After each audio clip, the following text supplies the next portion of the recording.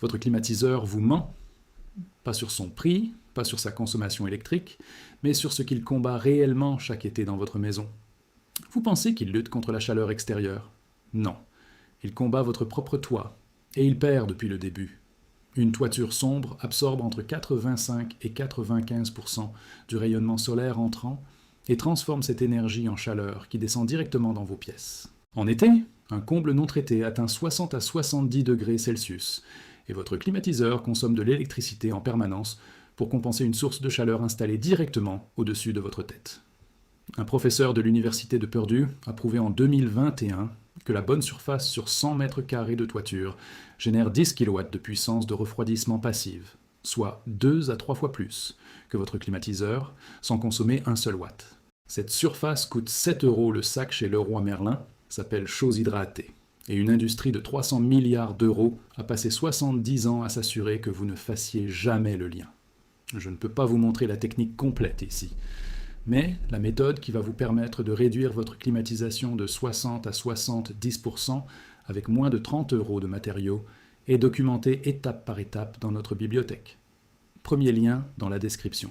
Mais laissez-moi d'abord vous montrer pourquoi votre climatiseur est condamné à perdre avant même de démarrer. Premier point, ce que votre climatiseur fait réellement. Un climatiseur est un déplaceur de chaleur, pas un bloqueur de chaleur. Il extrait la chaleur déjà présente dans votre maison et la déverse à l'extérieur, et pendant qu'il fait ça, votre toit en fabrique davantage.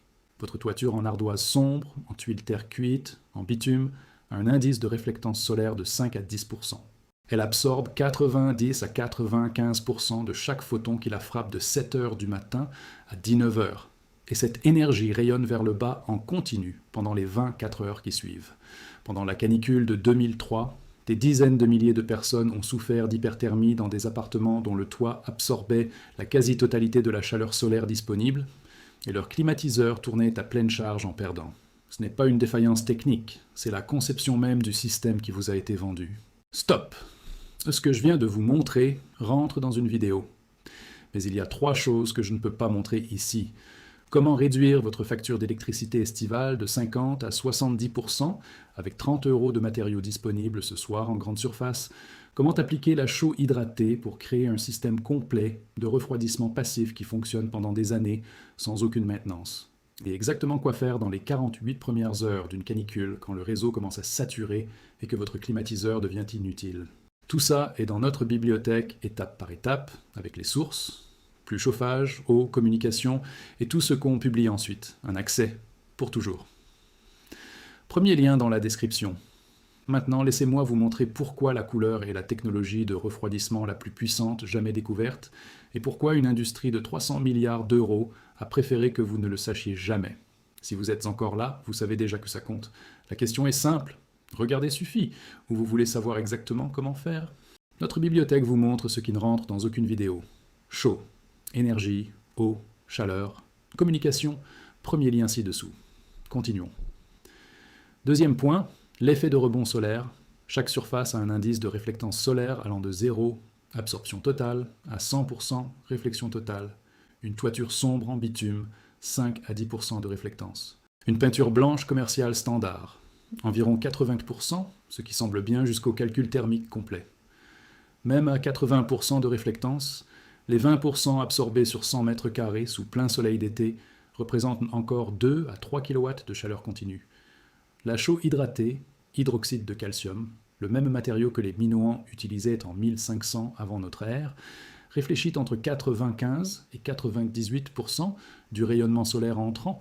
Ce n'est pas une réduction de l'absorption. C'est une élimination quasi totale. En 1973, le Lawrence Berkeley National Laboratory a prouvé le mécanisme directement.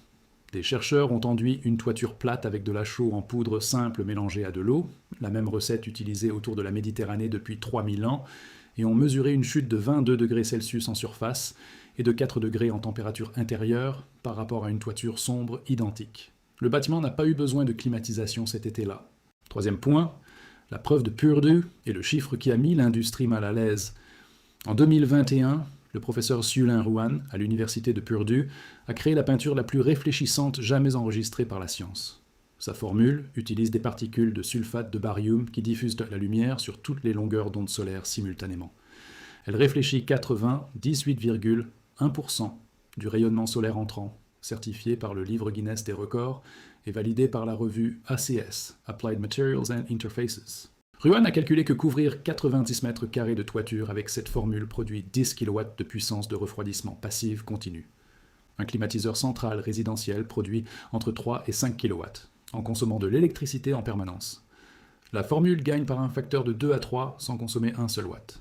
La physique de cette peinture et la physique de la chose hydratée sont identiques dans leurs principes et fonctionnent toutes deux par deux mécanismes que votre climatiseur n'utilise ni l'un ni l'autre. Mécanisme 1. Rejet du rayonnement solaire en ondes courtes, renvoyant l'énergie dans l'atmosphère avant qu'elle ne devienne chaleur dans votre structure. Mécanisme 2. Émission infrarouge en ondes longues, rayonnant la chaleur stockée vers le ciel froid au-dessus, même en plein jour. Ce second mécanisme s'appelle le refroidissement radiatif atmosphérique, et c'est la raison pour laquelle les surfaces de test de Ruan mesuraient en dessous de la température ambiante en pleine journée. Votre climatiseur déplace la chaleur latéralement vers l'air extérieur à 35 degrés les journées les plus chaudes de l'année.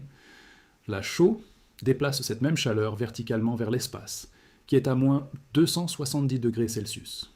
C'est l'avantage du vidage vers le ciel. Quatrième point, le règlement qui n'est pas un accident. Les plans locaux d'urbanisme dans des dizaines de communes françaises interdisent les surfaces de toiture hautement réfléchissantes et mandatent des tuiles terre cuite, des teintes ocre, des ardoises sombres. Précisément les couleurs qui maximisent l'absorption solaire et garantissent mathématiquement que votre climatiseur tourne de juin à septembre sans s'arrêter. Le marché mondial du génie climatique génère plus de 130 milliards d'euros par an. Et vous ne pouvez pas breveter l'hydroxyde de calcium, ni créer d'abonnement mensuel pour une poudre à 7 € le sac. Une toiture badigeonnée qui réduit votre climatisation de 60 à 70% attaque directement ce modèle économique à sa fondation.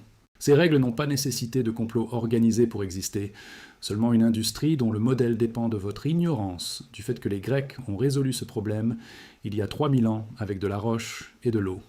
Cinquième point, l'application pratique. Un sac de 25 kg de chaux aérienne ou chaux hydratée coûte entre 7 et 14 € chez Leroy Merlin, Brico Marché ou Brico Dépôt. Mélangez une partie de chaux pour 2 parties d'eau jusqu'à obtenir la consistance d'une peinture fluide. Cette formulation s'appelle un badigeon à la chaux, et c'est exactement la recette utilisée autour de la Méditerranée depuis 40 siècles, sans modifier un seul ingrédient. Appliqué avec un rouleau à poils longs sur une surface propre et sèche en 2 couches. En laissant sécher une nuit entière entre les deux, coût total pour une toiture française moyenne de 120 mètres carrés, entre 14 et 30 € en matériaux. Un propriétaire dans le Var a mesuré la température de ses combles avant et après le traitement. Avant le badigeon, 68 degrés Celsius à l'apogée de l'après-midi, après le badigeon, 42 degrés Celsius. 26 degrés de moins dans les combles, avec 2 sacs de poudre et une après-midi de travail. Sa température intérieure a baissé de 6 degrés sans climatiseur à pleine charge, pour une estimation d'économie d'électricité dépassant 800 € sur l'été. Et maintenant la limite réelle que personne ne vous dira.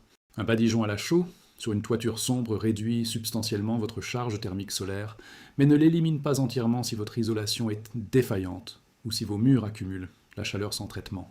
C'est pourquoi les constructeurs méditerranéens ne peignaient pas seulement les toits en blanc, ils peignaient chaque surface extérieure, chaque mur sur chaque façade, à travers tout le village. Un mur sud sombre transforme votre façade en batterie thermique à libération lente qui travaille contre vous tout l'après-midi. Un mur sud avec 95% de réflectance transforme cette même exposition en gain de chaleur quasi nul. La toiture reste la priorité absolue, car elle reçoit le soleil directement à intensité maximale toute la journée. La façade sud est la deuxième priorité. Et le coût total pour traiter chaque surface extérieure reste inférieur à 50 €. Les Grecs avaient trouvé la solution avant que l'écriture formelle n'existe comme système établi. Le professeur Ruan en a prouvé le mécanisme exact en laboratoire en 2021. Et la poudre est en rayon dans votre grande surface pour 7 € le sac. La connaissance la plus coûteuse que l'industrie à 300 milliards d'euros ait jamais décidé que vous ne deviez pas avoir. Je veux savoir une chose. Avez-vous déjà mesuré la température de vos combles en été ou ressenti la différence de température entre votre pièce du bas et votre dernier étage pendant une canicule? Mettez-le dans les commentaires. Je lis chacun d'entre eux. La surface la plus coûteuse de votre maison a toujours été celle qui fait face au soleil. Maintenant, vous savez quoi faire avec elle. Vous comprenez maintenant pourquoi le rejet passif du rayonnement solaire surpasse le refroidissement mécanique au niveau physique le plus fondamental. Ce qui se passe quand le réseau électrique tombe pendant une canicule et que votre climatiseur s'arrête entièrement est exactement ce que couvre la prochaine vidéo. Si cette analyse a changé votre façon de voir ce que votre toit vous coûte réellement chaque été, abonnez-vous. Pas pour moi, mais parce que c'est ainsi que vous continuez à recevoir des recherches qui déconstruisent la physique, que les industries préfèrent que vous ne compreniez jamais. Et si vous connaissez quelqu'un dont la facture d'électricité explose chaque été, le like est la façon dont l'algorithme le trouve. La physique ne ment pas. Les industries qui en dépendent, si.